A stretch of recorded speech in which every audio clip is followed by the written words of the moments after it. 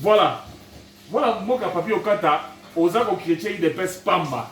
Il dépêche Oyo, tout le monde, il vient à Bisso Bruno Mavungu, Moutouaba Congo, à diriger il dépêche Jacquemin Chabani, Moutoua Est, à la secrétaire général de l'IDPS, et ça, quand on a mon copé. Et comme ici, tant qu'on a que non, Bozana Mamsouni, Biltek Namunoko, Bozu, Bouché, Billy Kambale. Honorablement, surtout au côté de mon côté, Valère Nyon sur Bissot ça vient à Bissot Mayo diminuer pendant que non, vient déjà expirer, vient à sur le temps un peu de mon côté. Bino au Kangibo, au commissaire, bon, on a vu dans Vayanké. Entre temps, Yokutu, au côté Makala mer, Bachon secrétaire général, Baché Billy Kambale, Moutiamboka et Vital Kamé. De quoi dire, je crois que tant que vous avez tirer quelque chose à la commission de Bissot. Tous la plus pour les militaires. D'abord, à ce qui concerne l'IDPS, tu sais que le père, où il y a un modèle de la démocratie, j'ai beaucoup de respect envers Titi le père. Hier, moi, qu'on connaissait déjà qu'il était du Kassai, a jamais nommé secrétaire général de Kassai. Mais il y a un triqué, il y a comme fatigué, il y a un Kabunda. Balongoli A, comme c'est un Kaboun, à Kaboun, il y a un Katangé. Bon, il y a un tricage de place. Et puis, pour comparer, IDPS, tu le père, IDPS, le loyo, et comme il a une connotation hydroquinone, on ne peut pas comparer ce genre de choses. Les vieux Titi, on a vraiment tant de respect envers lui, lié avec la politique comme ils sont sur le alors, à ce qui concerne l'INT, dans le but de Mario, nous son vieux. Ceux qui ont fait l'émission, tout peut s'en peuple information. Parce que Mboka Nabiso est une vitesse. Il faut tout le bas. Qu'est-ce qu'il faut faire pour tout avancer? Que qu'on est au Tangaka, où est-ce que Mario a fait son temps, tout ce monde là ont fait leur temps, et la vie continue. Voilà, on faut comprendre que non, la vie continue. Papi Okata, Papi Joseph Okata, na Billy Kambale.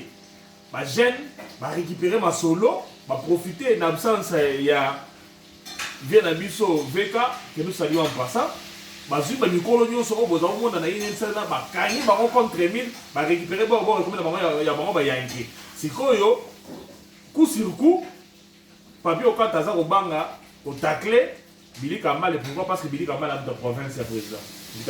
Billy Kambale a de province à président. Le président est du sud Kivu. Billy Kambale est du nord Kivu. Donc,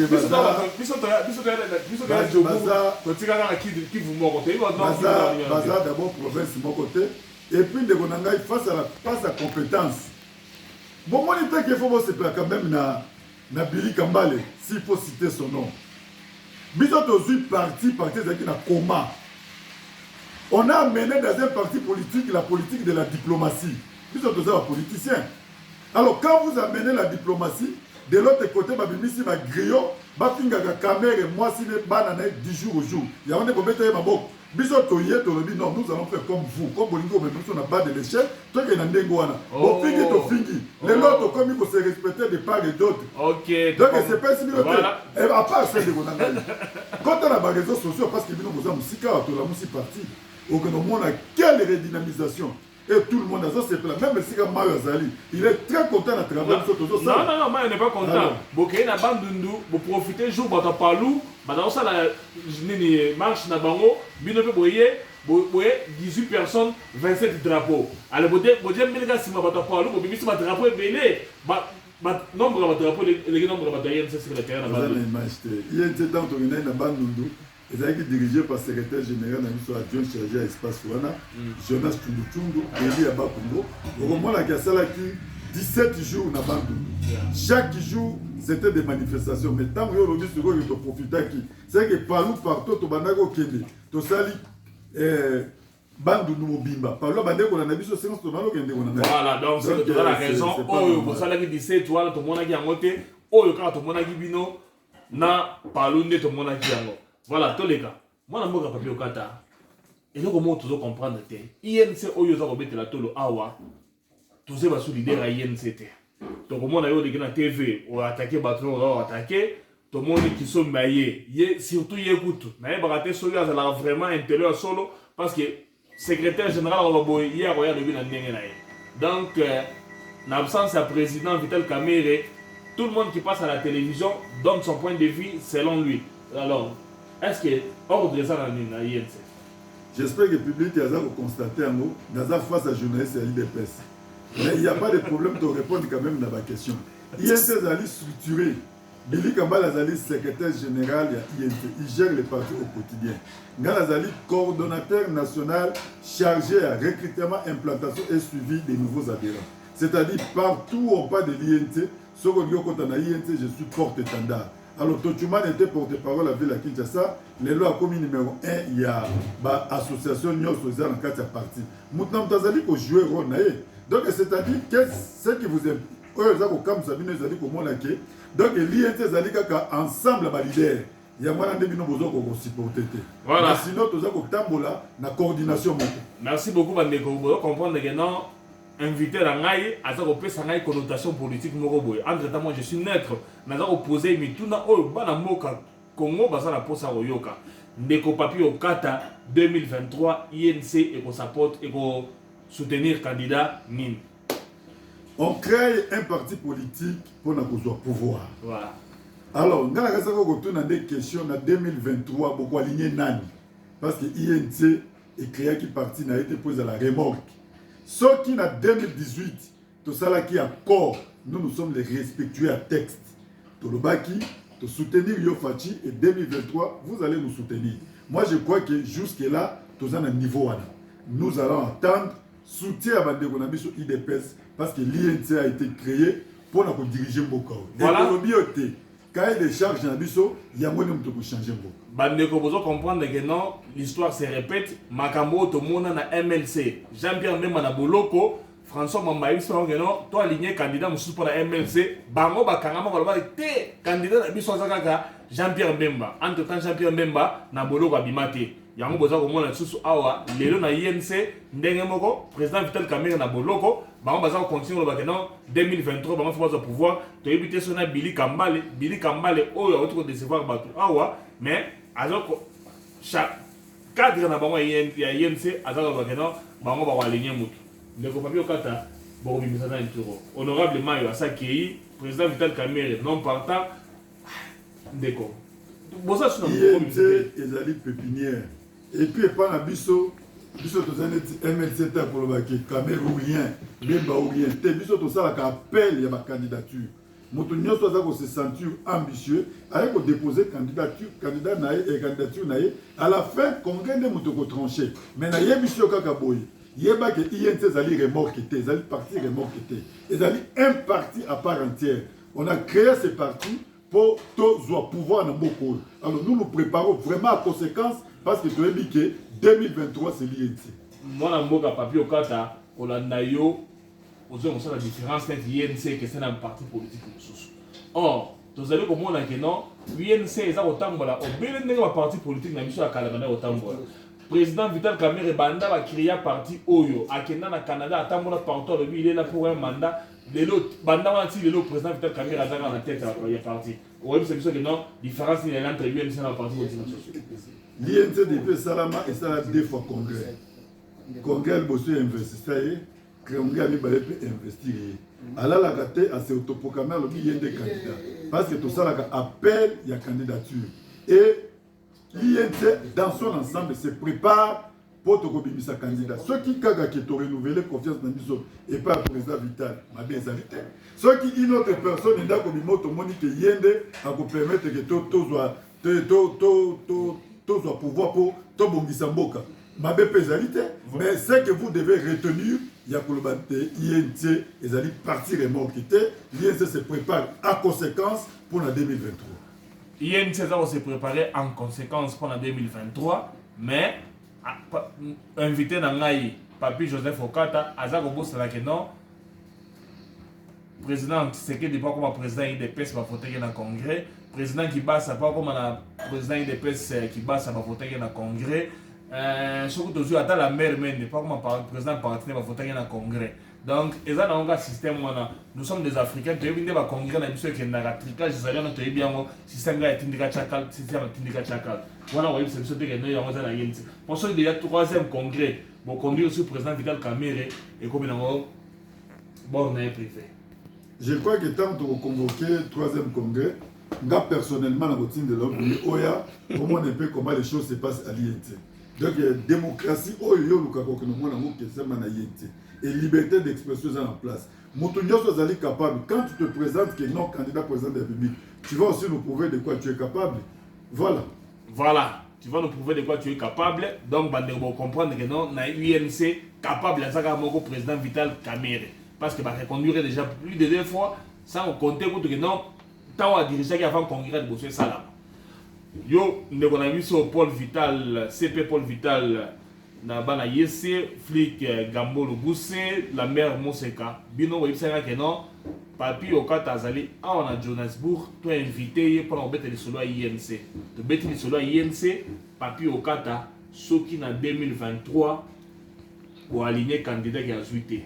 Voilà, il y a une opposition radicale, une opposition républicaine, ou bien opposition, il y a l'auto, il y a l'autre là. Bisso INC, ceux qui sont alignés en 2023, ceux qui sont zuité, se préparé pour la 2028. Tu l'obité que ceux qui 2023 sont zuité, qui carrière na biso. Non, nous n'allons pas faire comme les autres qui vont battre qui campagne à Faïlou. Et que vos 8 au lieu de la 2023, beaucoup de 3 points de bureau. Nous ne sommes pas un parti négociable. Nous sommes tous un parti qui 3 points de terrain à foot. Donc c'est un peu ça, ne vous en faites pas. Tous ça, se prépare pour tous les députés belés, pour être président de la République de façon que tu fais ça. Président Nabiso, député à solo, au lieu de nous sommes pas députés. Au lieu de bomi mboka nanzala, tu as pas mis tout pour alimenter les députés, tous ces alliés, méthode, ils discréditer mboka. Voilà un peu l'idée. Bon, comprendre que non, papi au cadre ya UNC, mais à ça au ça que non, bah député qui sont les gars dans Congo on a besoin de tout cas. Il y a Joseph Kabila, Syria Mobutu, bah ça va député qui sont mis tout cas. Cadre ya UNC mon nez dans un beaucoup dans la mobali, à Bossani yango. Yango mon nez à tacler, bah député si vous prenez bah sommet dans mis tout cas. Et pour ça la biso passe. Comment on a que non, député ils défendre peuple naé. Aya na moto et ça m'a sonné. Mais papier au cas de qu'il y a des corruption ou des liés, ça n'engage que mon invité. Papier au cas pour citer, est-ce que vraiment vous assurez certain que vous avez la coalition? Parce que vous, l'INC, vous avez une expérience. Joseph Kabila, là, côté Soukanaye, président Vital Kamerhe, à 5 ans, honorable excellence Kamodia, a titre ministère à budget. Yoko, tout pour ceux qui ne savent pas, aux Alaki, déjà, on travaillait, au Nimaka, au Musala, mais honorable, vient la mission Kamodia, à Boya, au tir à poste, à Kenda, ça la partie politique, naïe, à Tchelabino Libaya, bon, mon épée, avec public Nassimanaye. Lelo Oyo, Makambo, ils ont awa. Est-ce que vous risque en 2023, Botika Fachi, Bossa la borne, a bien sûr, les similité, bah, on va pouvoir, bah, ma chômeur. Pour répondre à mon tour, on a repéré cet éclaircissement. Les députés pratiquent au Boyoka avec la somme de Bango Mituka et Zarana début à législature. Parce que les province, ainsi de suite. Dès ceux qui baillent, ils crédit, ils monument à Bango chaque mois. Malamo qu'on a source, il y a pour appeler ça Bango à Mituka. Mais il y a corruption, il y a pour basculer, il y a FCC, n'a beaucoup de union sucrée, c'est différent. Et bango moko ko ba reconnaître que bozala ba vidéo ba molière ba mo nyonso aucun député qui ko souscrit pour azwa crédit comme ça les makana ba législative passé. Alors à ce qui concerne makam outi ko ba awa na ko ebisa ko ndeko na ngai INC a ko s'aligner côté à peuple parce que biso tout ceux qui pouvoir pour résoudre des problèmes de la population. En 2023 tu peux évaluer combien de fois tu as partenaire na biso to signer na bango accord boya to évaluer total na biloko oyo to promettre qui peuple ceux qui t'ont réalisé en gros ce peuple n'a pas chiché ezalita que Kamerhe sika zali pour boya bi que botienne sika wana boke de ko signer ce accord na soutien 2023 même ata yeso ki andimi il faut biso pe congrès ton dima même ata biso congrès ton dimi. Il faut que le peuple en dima. C'est-à-dire INC va et restera toujours à côté du peuple. Bon, voilà, tout ça africain, bandeko. Vous avez le papier au kata, vous avez que non, biso africain moi na mutu ato sanga mukolo IDPS 37 ans en opposition bino boye moins de 10 ans bien 10 ans en opposition ceux qui ont besoin il y a ça l'évaluation il y a mandat na bino vous diriger vous devez aller chez IDPS pour la niyo so bino boza bien IDPS ay pas na bien ndeko na ngai histoire ya INT ezali écrite mais ya bandeko na biso ezali orale tosi tokomela bango que tokutana to structurer d'abord cash parce que jusque là il y a une plateforme électorale au moment où nous sommes déjà au pouvoir. Vous avez suivi Nabatonios Bakenda qui vite na union sacrée balobi que non et vice chef de l'État parce que tout est allé oral kuna tant batuli bango vous avez signé sur quoi sur rien vice chef de l'État zanine union sacrée zanine vice chef de l'État cette façon de faire les choses ezali malamoté il y a moi tant biso tozo qui cache tozo qui na objectif autant to créer qui cache il y avait des objectifs auto-fixés que il faut tout ça la mona laps parce que mandat zaka 5 ans c'est par rapport à yango to komela ki bango plusieurs fois d'être lobi bandeko to kutana pour te évaluer si ko lobi to que de vers bango to que na kingawe pa kabun IDPS siège à IDPS place ezali oyebi yango papier okata ngana na mona yo okena siège à IDPS tango senga président Vital Kamerhe na président Fachi balonga na biloko oyo ya Genève voilà baza wala service que dans notre cas na minute non nazela non napesa en précision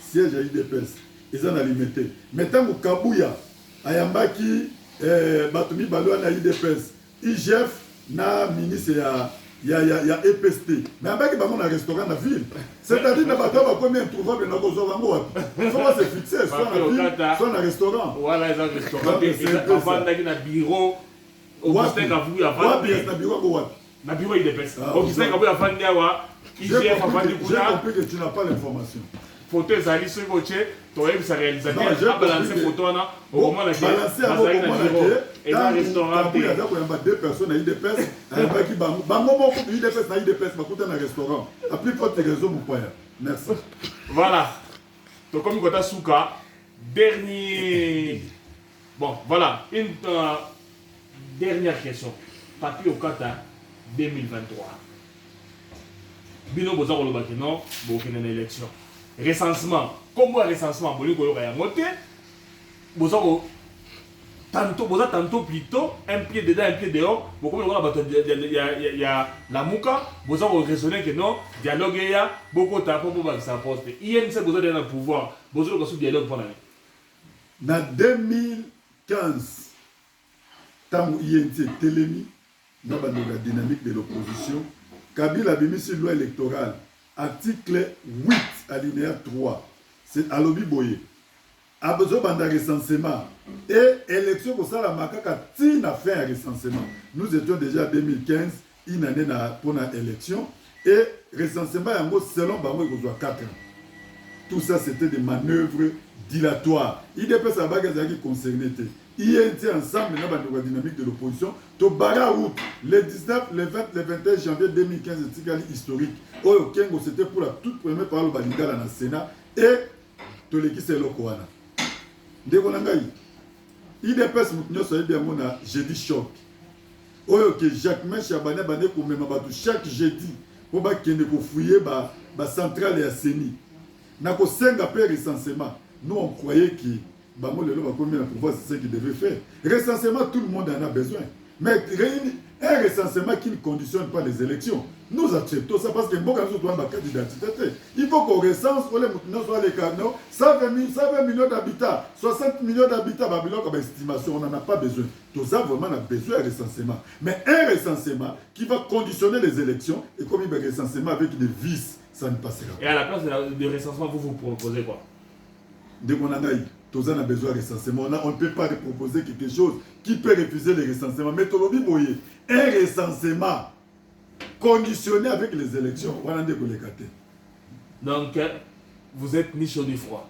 il n'y a pas question ni chaud ni froid qui peut refuser recensement dans la bureau de la municipalité salaka et ça vous savez na bango bon pèse la municipalité va continuer dans le recensement parce que dans 4 ministère à plan il y a eu toute une direction pour Nayango batika yango bana kosala parce que recensement c'est du jour au jour. Alors vous n'allez pas faire arrêter le pays mutoke musalate bon fanana pendant 4 ans pendant 5 ans bato basa la recensement. Même dans les pays à grande civilisation il y a toujours un organisme ou quoi entité moko ba former dans le pays pour organiser la recensement avant de citer la loi Tchani.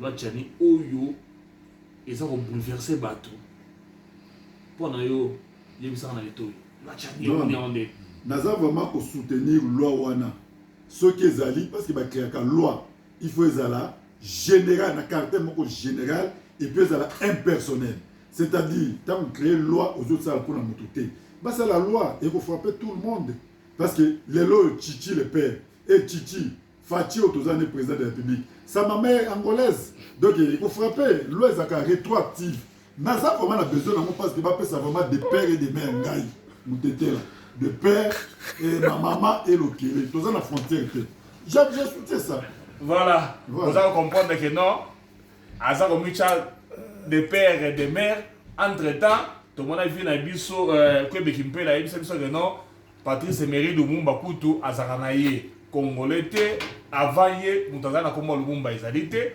après Lumumba comme les choses na bana ye donc famille élargie ou bien restreinte non élargie na compte restreinte ya ye Lumumba avant Lumumba tout ça que Bekimpe le oyo ya yebi pe bien c'est une histoire qui est connue Lumumba fait abotama na famille à Okitasombo Lumumba ezali oncle na ya pesa kombo wana à l'âge de 7 ans parce que na kitete lengi koloba celui qui draine la foule à l'âge de 5 à 6 ans il marchait déjà avec beaucoup de gens de nokona za obenge kaka Lumumba celui qui draine la foule donc ezali bongo neti abozali ya Mandela abotama Mandela te azana kombo na ye okende kuna ma bongo abotama bongo ça dit sont des sobriquets oye komaka kombo ya mutu yango ça que non pas une raison yango ça que non Mandela a Soweto oye mbanzembo na bato na banzembo libération disant que yo pe lobby on va faire leader. D'abord je suis leader parce que on ne devient pas on est Nakenda kuna je ne pouvais pas venir ici en Afrique du Sud et que père africain na biso mboka ne yango nakenda mo n'est pas na été j'étais obligé au Kenya kokende kotala parce que aujourd'hui ça nous inspire nous tous ba Mandela bazaki inspiré na Lumumba biso lelo toko inspiré na ba Mandela c'est une histoire toko perpétée tant na kozonga bana na ba papa vous étiez en Afrique du Sud est-ce que vous connaissez na Soweto pesa na ma casquette na na Soweto donc c'est un peu ça itikali souvenir tant ko projeter ko mona ke la gena au mona ti et pas le patriarche abada kolala c'est une fierté pour moi. Voilà, une fierté pour toi, Papi Okata, mot de la fin. Ngai na zako parier que 2023 surtout qu'il y a une élection ou bien Glisme Salami INC maillon faible donc on a toujours na il est pas ba battre la poste o yoza ko ba awa o za ko bonoka pour la sécurité. Ndeko nangai IDP c'est un parti politique, INC c'est un parti politique. En politique, il n'y a pas des ennemis. L'alliance et c'est nouaka et c'est dénué. Ceux qui lobby circonstances et fait si que tous à la IDPS et que IDP c'est soutenu, ils sont au boyate. Ceux qui peuvent lobby circonstances et fait si et lobby que non, tous soutenir IDPS pour pas avoir deuxième mandat au boyate. Mais l'INC tant qu'un parti politique se prépare pour 2023. Voilà. Alors, et là qu'on a cochité na kolwa boy. Dans ce pays na Jobu. Une grande communauté congolaise, entre autres, Bino Boduisi déjà Moutou, Bokansaka Mboka. Namonia wa place à Kotongeza de Soussouté, Bokansaka Mboka. C'est tout ce que je pouvais vous dire. Bokansaka Mboka, merci beaucoup en général. Kif KTC, Kif Kifemba, Kif le patron, Kif mon général. Master na biso auto bien na foufou na 3h du matin na homme na IEC lelo à la kisi bolingo et pas ya Papi Okata. Merci, nos remerciements vont aussi droit à Bichilix oyo azali na biso atiki biso te. Merci na baibanso mansenyo so IEC Bichilwa de Djobourg, merci beaucoup na maman Françoise Kalambaïgi, merci beaucoup na bayebanso bayambi papi okata ana Djobour INC ezali parti munene mbala nsima soki papi okata waya na Djobour pour ça na émission pe alinga ça la conférence de presse lelo mais malheureusement représentant ya UNC na Djobour azali na mobembo ayekaka lelo le jour où papi okata doit rentrer au Congo. Mon frère Malasima Soko Ye, tu es le bienvenu et na kozonga na bon retour na baebanso okutana bango kuna na komona biso. Merci. Voilà.